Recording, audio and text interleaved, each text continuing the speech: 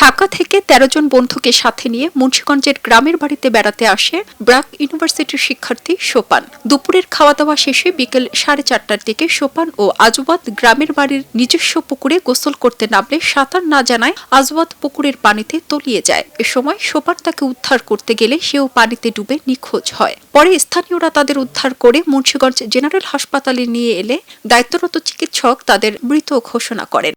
উপরে উঠে গেছে, আরেকজন নিচে পিছল খেয়ে পড়ে গেছে। পড়ে যাওয়ার পরে পায়ে ধরে লাগার পরে দুজন ডুবে গেছে।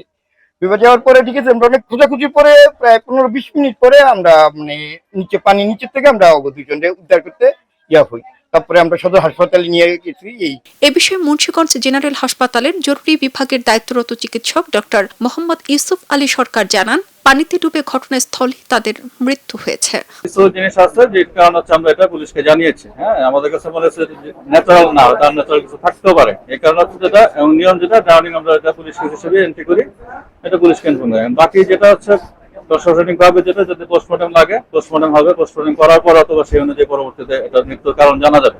এ বিষয়ে মুন্সিগঞ্জ জেলা অতিরিক্ত পুলিশ সুপার মোহাম্মদ কামরান হোসেন জানান, খবর পেয়ে ঘটনাস্থল পরিদর্শন করেছেন। প্রয়োজনে নিহতদের মরদেহ ময়নাতদন্ত করা হবে।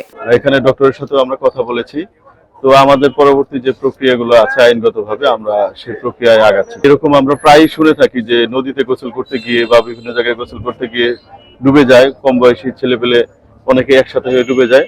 তো এসব ক্ষেত্রে যারা সাঁতার জানে না তাদের আমি বলবো যে লাইফ জ্যাকেট যেন অবশ্যই ব্যবহার করে এবং প্রয়োজনীয় যে সতর্কতাগুলো এগুলো যেন সবসময় মেইনটেইন করা হয়।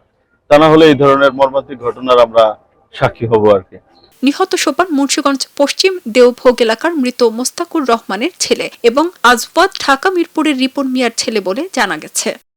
খবরের কাগজ, নিখাত, নির্ভীক, নিরপেক্ষ।